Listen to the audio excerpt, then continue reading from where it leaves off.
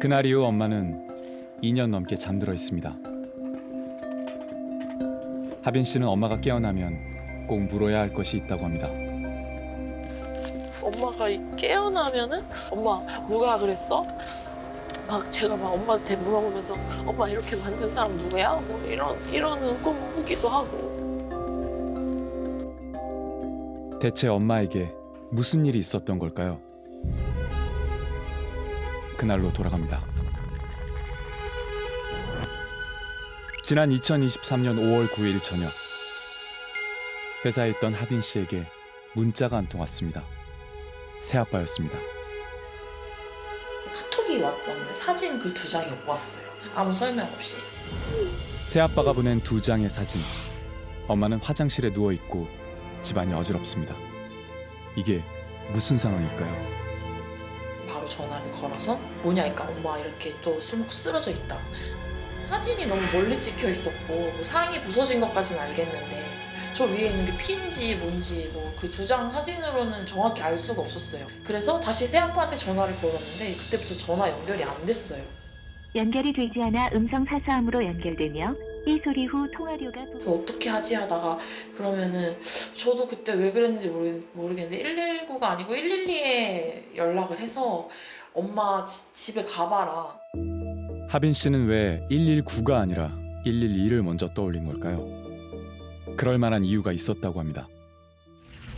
그 사건 있기 3주 전에 그때 이제 엄마가 막 목 졸리고 뭐 이렇게 하면서 그때 뭐 맞았다고 그래서 같이 목욕탕을 갔는데 엄마가 몸에 막 다 피멍 들고 이래서 엄마 엄청 설득해서 찍었어요. 그래서 경찰서 가서 엄마가 조사받는 걸 봤는데 아니요 맞은 적 없고 뭐 이렇게 그냥 옷 이렇게 흔들었어요 뭐 이런 식으로 말을 바꾸는 거예요. 피멍이 가득한데 맞은 적이 없다는 엄마.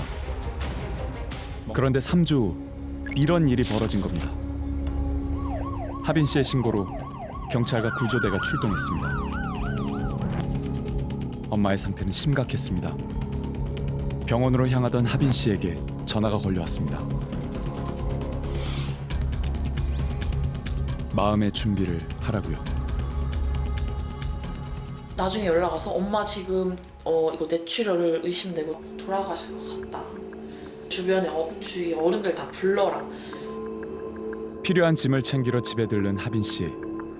그런데 집을 갔는데 제가 받았던 사진 2장 이외의 풍경들이 눈에 들어오니까 그때 너무 막 심장이 많이 떨렸던 것 같아요. 찍어야 나야겠다 해서 그때 막 찍었어요. 사진을 제가. 화장실에 쓰러진 엄마. 이런 상황에서 아무런 조치도 하지 않고 새아빠는 어디를 갔던 걸까요? 테니스 운동복 챙겨서 이렇게 나갔다. 테니스를 치러 갔답니다. 당시 상황에 대해 새아빠는 이렇게 설명했습니다. 나는 맨날 그런 상황이니까 에이 한잔 먹었나 보다 그래서 난 생각을 그렇게 했던 거지. 의식이 있는지 없는지 한 번이라도 흔들어 보셨어요? 그럼 엄마가 그 맨날 그 늑대 소년처럼 맨날 술 먹고 자는 모습만 봐서 쓰러져 있는데 있고 피가 흘러져 있고 그거를 그대로 가는 게 맞아요? 술 먹고 그래요. 남편이잖아요. 보호자 아니에요? 어떻게 이럴 수가 있을까요? 최소한 발견 즉시 조치를 취했다면 엄마의 상태가 지금보다는 낫지 않았을까요? 매일 통화할 만큼 살가운 엄마였는데 이제 목소리조차 들을 수가 없습니다. 사랑해. 내가 더더더 사랑해. 알겠다. 내가 얼마나 사랑하는지 알아? 에휴, 나도 그렇게 잘했다 너한테. 너는 나한테 보답도 못할 거야. 행복하게 살자고. 알자.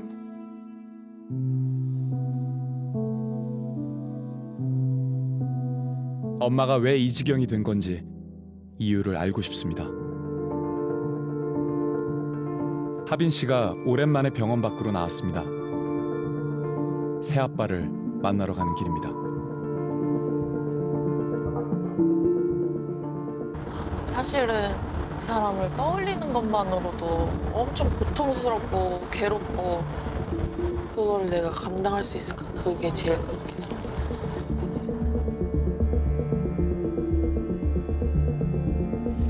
마을 한번 가볼까요? 네. 아니 사셨던 네, 뭐 기억나는 데도 있고 여기가 엄마가 있던 집. 어디? 첫 번째 집이요.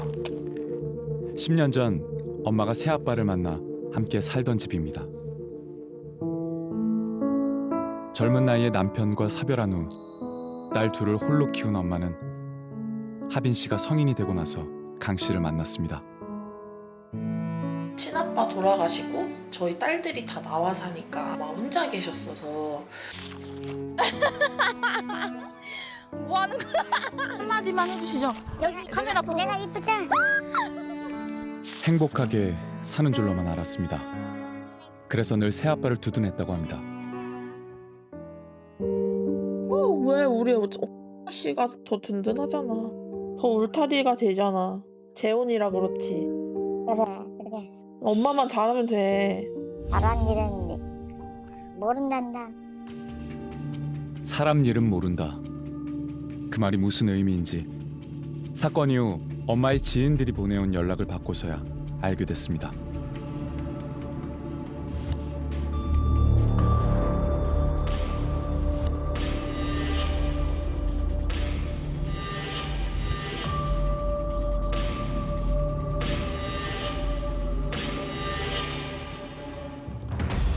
엄마의 휴대전화 안에서도 폭행을 짐작할 만한 단서를 찾을 수 있었는데요. 이렇게 사람을 이렇게 하나. 뭐라도 들 수가 없어. 때린 거에 넌 내가 너한테 잘못했지만 죽이려고 작정한 거지. 그냥 때리는 거야? 한두 대 때린 것도 아니고. 진실은 무엇일까요? 새아빠를 만나봐야겠습니다. 그런데 누군가 하빈 씨에게 다가옵니다. 저 아가씨 일로 와보라 그래. 진짜는 할 말 많은데 아직까지 우리 참고 있었는데 누구시는 분이세요? 누나 아, 그 자기 몸 관리를 못해서 그렇게 된 거를 아니 그게 왜 순전히 다 아빠 때문이라 그래? 엄마가 건강 관리를 못해 쓰러진 거라며 동생의 억울함을 호소합니다. 어떻게 얼마나 오산을 하고 얼마나 오해를 하고 있길래 그렇게 나와. 나 진짜 어이가 없어 어디서. 마을 사람들이 다 하는 사실을 이런 사람 데리고 오라고 그러니까. 여기 다 녹음 입에다 확 찢어버리게 불질러버리게. 우리 집안 사람들 악랄한 사람 없어. 그렇게 속한 사람 없고 나 제 엄마한테 욕 한마디 싫은 소리 한마디 해본 적도 없어. 그러면은 그렇게 피 흘리면서 쓰러졌는데 방치하고 가는 게 아니 방쳐가 아니에요? 근데 봐봐. 이게 혼자 넘어진 얼굴인지 아이고 난 몰라. 나는 안 봤으니까 모르고. 본인은 알 거 아니에요. 그거 평생 천벌로 남을 거예요. 야 천벌을 받아봐야 몇 년 받겠냐? 가정 폭력에 대해서는 알고 있었을까요? 몸에 멍도 있고 맞은 흔적들 입도 터지고 막 이랬던 상황들이 있는데 그렇다고 360을 다 맞은 건 아니잖아요. 그렇잖아요. 그죠? 맞았어도 그렇게 죽을 정도로 맞진 않았잖아. 폭력이 있었다는 거는 인지는 하고 계셨던 거네요. 몰라요 나는 그거는. 폭행에 대한 얘기가 나오자 더 언성을 높이는데요. 잠시 후 거짓말을 하냐? 나 니네 엄마 시킨 적 없어. 같이 가. 니네 엄마 그랬는지. 가자. 어딜 가요? 어딜 가요? 만나러 간다며. 살아있으면 확 깨들고 있으면 좋겠네. 나 먼저 갈게. 따라와요. 급기야 험한 말까지 쏟아냅니다.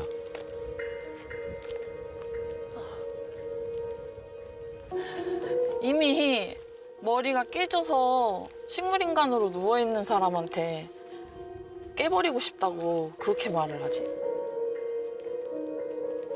자.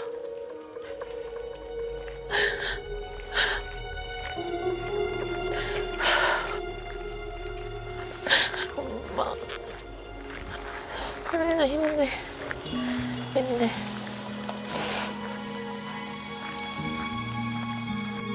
아직은 법적으로 부녀인 사이.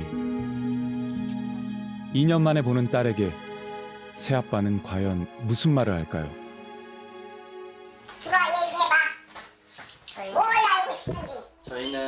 JTBC 방송국에서 나왔고요. 현장을 목격하고 그다음에 처치 없이 그냥 나가셨다고. 내가 구구절 설명할 필요도 없고 수사를 다 받았기 때문에 내가 선을 긋게. 그날 일에 대해서는 더 이상 할 말이 없다며 하빈 씨의 질문을 가로막습니다. 일단 나가자. 자기가 끄고. 그래서 그렇게 왜 못해? 그러셔? 하고 싶은 말이 없으세요? 전화 엄마한테? 새아빠의 대답은 하빈 씨와 제작진을 밖으로 내보내는 것이었습니다. 밀지 마세요. 밀지 마세요. 밀지 마세요.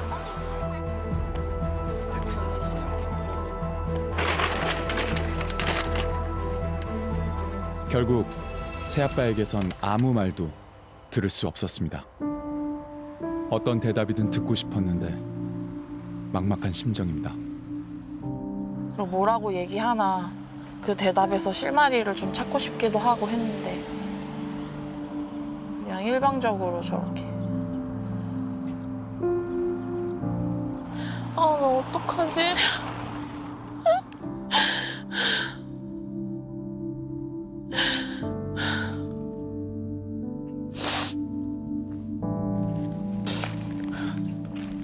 주변 사람들이 그래요. 엄마가 너무 억울해서 눈을 못 감는 것 같다고.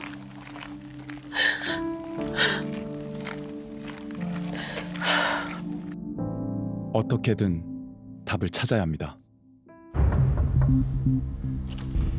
엄마 몸에 남은 상처들이 정말 자해 때문인지 폭행에 의한 건 아닌지 확인할 수 있을까요? 벽면에 이와 같은 혈흔 형태가 지금 관찰이 되는데요. 호기혈흔이라고 하는 그런 혈흔으로 이제 추정이 됩니다. 누군가 때려서 벽에 튄 혈흔이 아니라 엄마가 피를 토해낸 흔적이라고 합니다. 그렇다면 엄마가 피를 토하고 쓰러진 이유는 무엇이었을까요? 손상의 가장 큰 진단명은 네. 경막하출혈이에요. 네. 급성 경막하출혈. 네. 누군가 이렇게 타격을 하거나 네. 그래서 생겼다기보다는 고정된 물체에 부딪혔을 때 생기는 거예요. 물론 그걸 누가 넘어뜨렸다든지 네. 누가 밀어서 했다든지 네. 이거는 뭐 사실은 요 기록만 갖고는 알 수 없지만 네. 다른 타인에 의한 폭행과 인과관계가 없는지를 네. 경찰에게 네. 조금 더 수사를 요청하는 게 더 좋을 것 같다. 당시 현장에 출동한 경찰은 뭔가를 발견하지 않았을까요? 그런데 경찰 기록엔 범죄로 볼 수 있는 흔적이 없었다고 적혀 있습니다. 누가 봐도 이거는 무슨 살인 사건 현장 같이 혈흔이 낭자하고 가구들이 다 부서져 있는데 뭐 때문에 그렇게 판단을 한 건지. 범죄 전문가도 경찰의 초기 대응이 아쉽다고 말합니다. 그건 사실은 원칙에 어긋나는 거죠. 범죄 의심 정황에 대한 조사와 파악을 했어야 하고 경찰관이 의사가 아니기 때문에 쓰러져 있는 환자만 보고 폭행 흔적이 없다라고 단정한다는 건 대단히 위험한 상황이거든요. 엄마, 내 말 들려요? 하빈 씨가 수사를 요청했을 땐 이미 현장이 깨끗이 치워진 후였다고 합니다. 이제 진실을 알고 있는 건 엄마뿐입니다. 모르겠어요. 엄마가 지금 이 상황을 알고 있을지 모를지. 엄마는 말이 없으니까. 엄마 말해봐. 엄마. 아무런 의문도 해결되지 못한 채 지난 5월 1심 재판이 열렸습니다. 재판부는 엄마가 쓰러진 정확한 시간을 알 수 없고 새아빠가 엄마를 두고 나간 것이 현재의 상태에 이르게 한 원인이라고 볼 증거가 없다고 판단했습니다. 결국 유기 혐의만 인정돼 징역 1년 6개월의 집행유예가 선고됐습니다. 누가 벌을 받고 있는 거지? 이런 생각을 했었어요. 자유롭게 돌아다니고 하는데 엄마랑 나랑은 감옥에 갇혀 있는 것 같은 그런 생각이 들죠. 엄마가 쓰러진 이후 딸의 일상도 무너졌습니다. 직장도 그만두고 24시간 엄마 곁을 지킨 지 벌써 2년째. 이제 항소심 재판을 앞두고 있습니다. 하빈 씨는 재판을 앞두고 간절히 바라는 게 있다는데요. 빨리 노력해가지고 깨어나요. 여기 일은 내가 다 알아서 할 테니까 그냥 우리한테 다 맡기고 빨리 건강하게 회복만 했으면 좋겠어요. 알았죠? 알았어요? 대답한 건가? 알았다고 대답한 건가? 하빈 씨가 찾고 있는 그날의 비하인드는 여전히 베일에 쌓여 있습니다. 엄마 냄새 너무 맡기 좋아. 이렇게 엄마 냄새만 맡고 엄마 진짜 좋은 냄새. 하지만 꼭 찾아내겠다고 여전히 대답 없는 엄마에게 약속합니다. 117년 만에 폭염이 찾아온 지난 7월 말. 폭염 속 2살배기 아기를 집에 혼자 두고 사흘 동안 외출한 20대 여성이 경찰에 붙잡혔습니다. 2살배기 아기를 사흘이나 혼자 두다니요. 어떻게 그럴 수가 있을까요? 사람의 탈을 쓰고 있을 수가 없지. 살인죄야 이건 살인죄. 애 죽이려고 아주 작정을 했냐는지.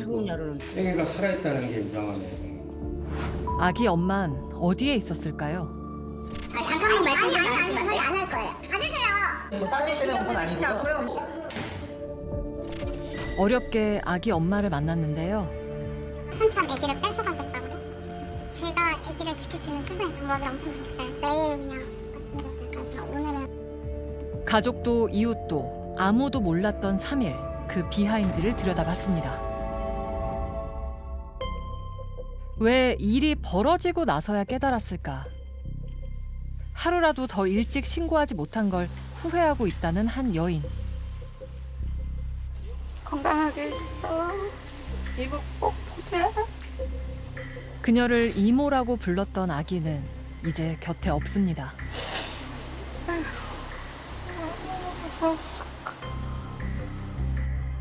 그 일이 있기 전까지 그녀가 아기를 돌봐왔다고 하는데요. 이제 겨우 36개월. 준이는 오랜 친구의 손자였답니다. 맛있어? 누구라도 예뻐할 수밖에 없는 너무나 사랑스러운 아기였답니다. 엄마 안녕해. 엄마 빨리 와요 그래. 착하게 잘 있을게요.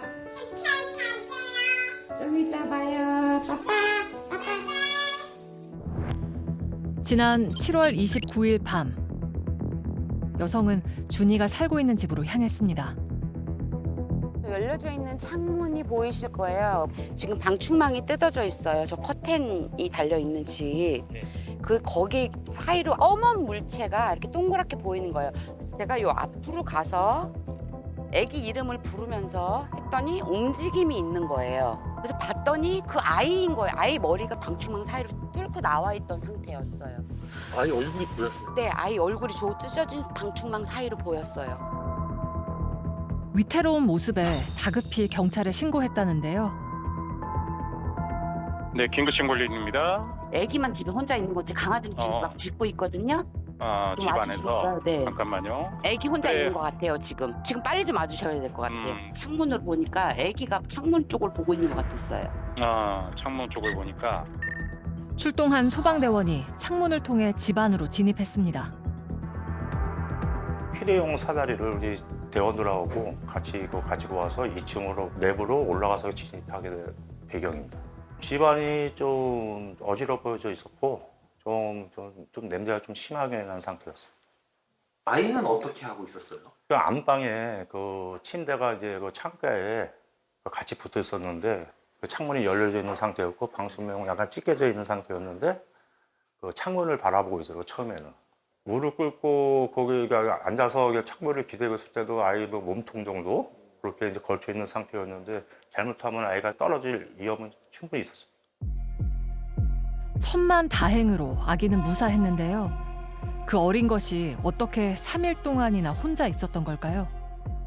혼자 그래도 창문을 보고 있으니까 엄마를 기다리는 것 같기도 하고 그래서 일단 아이가 혼자 그렇게 있었다는 게 참 안타깝죠. 안타깝고 또 다행히 아이가 또 무사했으니까. 그 사이 아기는 무척 야위었고 이 더위에 어떻게 아기만 홀로 두고 집을 비울 수 있을까요? 오늘 서울의 낮 기온이 38도까지 올라서 극한 폭염에 도심 곳곳이 가마솥처럼 달궈졌습니다. 아유 엄청 더웠지. 에어컨은 아침서부터 막 트는데 밤새까 하루 24시간 틀어. 애가 그 죽지 않은 게 다행이요. 살인죄야 이건 살인죄. 이웃 주민들도 가슴이 철렁했다는데요. 접된 날 아침에 호박 따러 갔더니 요런 창문에 매달려 뭐라고 그러더라고. 그 방충망이 이렇게 뜯겼더라고 애가. 근데 떨어질까봐 겁나서 들어가라 그랬지. 아, 신고하실 생각이나 이런 건 선생님은 안 해보셨어요? 아이, 지 엄마가 없으면 신고해주면 지 엄마 있는 줄 알았지. 애원을 했구만 구해달라고 배가 고프고 하니까. 이웃들과 이야기를 나누던 그때 아기 엄마가 집에서 나왔습니다. 저희는 JTBC 비하인드라는 프로그램에서 나왔고 저 이미 쓰레기를 나쁜 년들은 무슨 말씀을 드려야 될지 이틀 내는 잘 오죠. 내일 그냥 말씀드릴 때까지 오늘. 경찰 수사와 언론 취재 때문에 피곤하다는 아기 엄마. 자신도 할 말이 많다는데요. 다음 날 다시 집으로 찾아갔습니다. 계세요? 오라고 해놓고 집을 비운 걸까요? 아기 엄만 끝내 모습을 드러내지 않았는데요. 최초 신고자이자 이 사건이 있기 전까지 준이를 돌봐왔다는 여성에게서 자세한 내막을 들을 수 있었습니다. 제가 우연찮게 그 집을 아이 엄마 집을 방문하게 됐는데 사태가 너무 심각했고 이 환경에서 강아지도 방치되어 있는 상태고 온 집안의 개똥 아이 기저귀를 가른 거 똥 싼 거를 버리지 않고 그냥 다 방치 온 집안에 다 쓰레기 침대 위에는 담배 꽁초 아이가 살아갈 수 있는 환경이 아니다 보니까 제 친구의 딸이기도 하고 하니까 안쓰럽기도 하고 해서 6월 초쯤에 저희 집으로 데리고 와서 엄마와 아이를 같이 케어를 제가 해줬어요. 이 집에서요? 네, 저희 집에서. 2달 전부터 이 집에서 같이 지냈다는데요. 처음 한 달은 아무 문제가 없었습니다. 예뻐할 수밖에 없는 아이였어요. 사람을 너무 잘 따랐고 저를 너무 사랑해 주었고 항상 이모 사랑에 안아주었고 유치원 갈 때 또 이모 갔다 올게 하고 가고 오면 이모 왔다요. 사랑을 안 줄 수 없는 아이가 아니에요. 네. 그런데 어느 순간부터 아기 엄마가 육아에 소홀해지기 시작했답니다.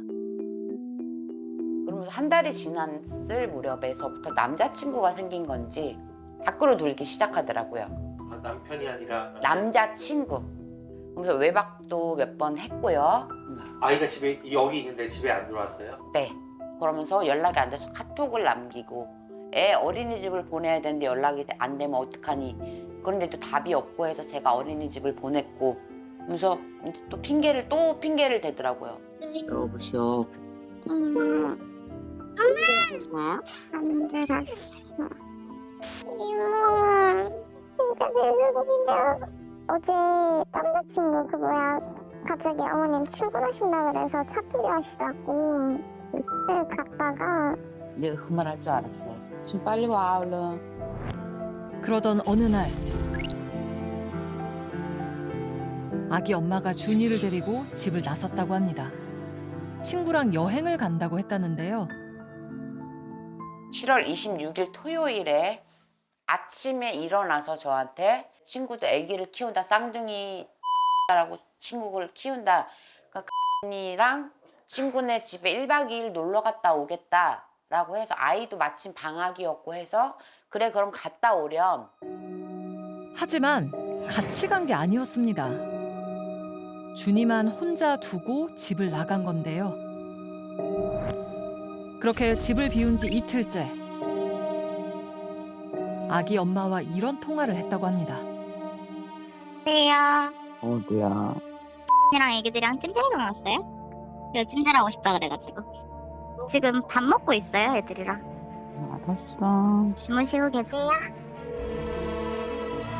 그 후론 연락이 두절됐답니다. 어린이집에 등원하는 월요일에도 상황은 마찬가지였습니다.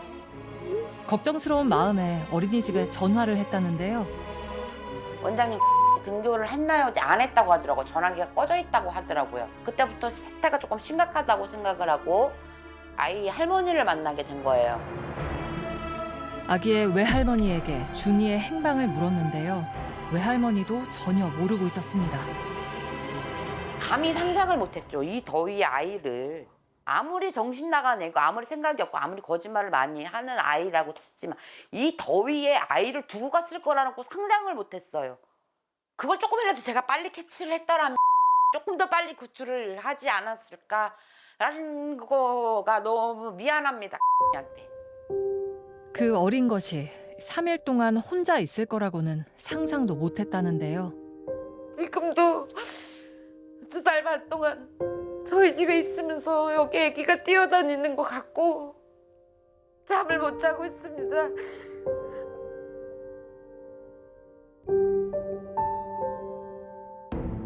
준이 엄마는 현재 아동 유기, 방임 등의 혐의로 경찰 수사를 받고 있습니다. 준이는 어디 있을까요? 아이는 지금 친모하고 분리돼서 안전하게 잘 있고요. 그리고 지금 계속 수사 중인 사안이에요. 준이는 보호시설에서 생활하고 있고 엄마는 2달간 접근 금지 명령을 받은 상태라는데요.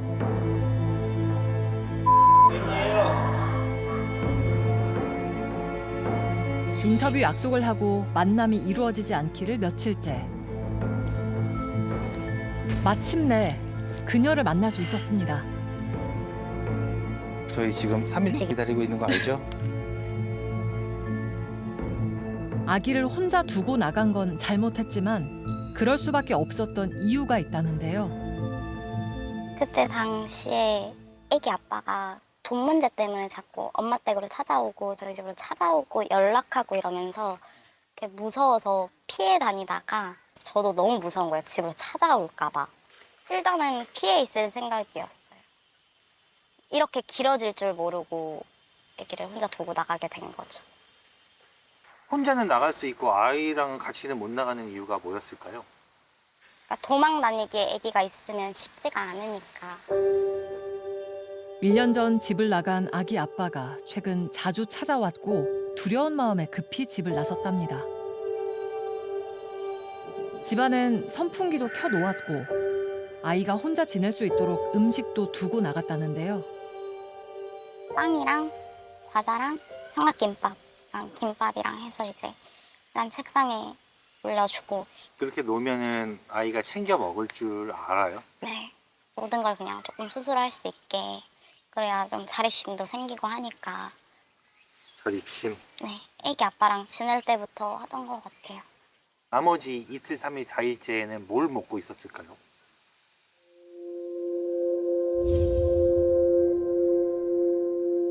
그 생각 안 해보셨어요? 기저귀는 어떻게 돼요? 기저귀는? 기저귀요? 원래 기저귀도 이제 자기가 벗고 입고 할 수 있는 친구인데. 배변을 하는데 그거를 자기가 벗고 그걸 또 다시 입고가 가능하다고요? 네. 36개월짜리가? 그건 한 33개월 때부터. 그럼 애를 놓고서 어디 가 있었어요? 그냥 계속 왔다 갔다 했어요. 어디를? 그 정도 시내라던가 아니면 포천이라던가. 제가 나가 있는 중간중간 또 일을 했었어가지고 알바 같이 이제 좀 그런 걸 했었어가지고 집에 들어올 상황이 더 안 됐었죠. 알바를 막 24시간 동안 하는 건 아니었을 거잖아요. 핸드폰으로 하는 일이라. 휴대전화로 하는 일이라면 이모의 연락을 받을 수 있지 않았을까요? 성인도 견디기 힘든 이 무더운 날씨에 3일 밤낮을 혼자 버텼을 준이. 그 3일 동안 아기 생각은 안 났을까요? 아이가 혹시 잘못되지 않았을까라는 생각도 충분히 할 수 있었을 것 같거든요. 못했다고 하면 솔직히 거짓말인 것 같아요. 그날 나갔다가 그날 들어올 생각이었는데 그게 또 여건이 안 됐던 거죠. 3일째 준이가 발견된 곳은 창가였는데요. 집 나간 엄마를 찾고 있었던 거겠죠. 뭐라고 하고 나오셨어요? 아이한테는 마지막에 나올 때. 엄마 잠깐 나갔다 올게. 아이는 뭐래? 빨리 와. 왜 빨리 안 가셨어요? 그 말이 계속 기억에 남을 것 같은데.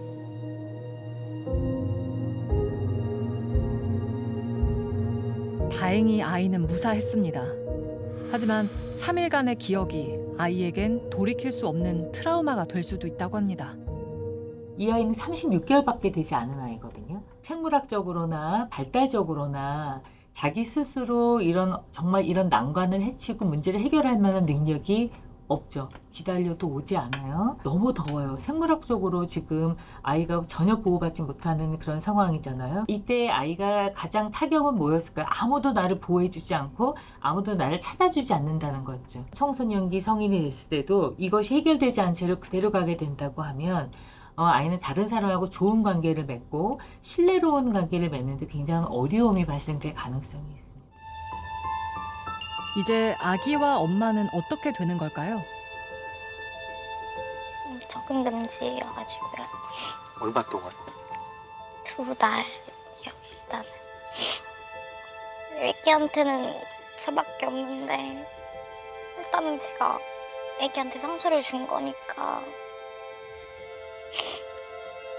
애기한테 너무 몹쓸이 짓만한 것 같아서 궁금도 하고 보고도 싶고 왜 그랬나 후회도 되고 다시는 이런 일 없도록 죽어라 노력할 거고요.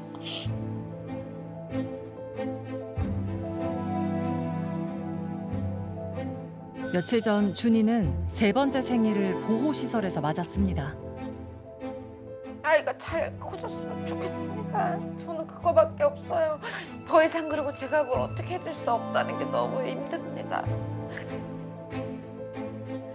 앞으로 찾아올 생일은 더 행복하고 무엇보다 안전하길 바라봅니다. 엄마 빨리 와요. 그래. 좀 이따 봐요.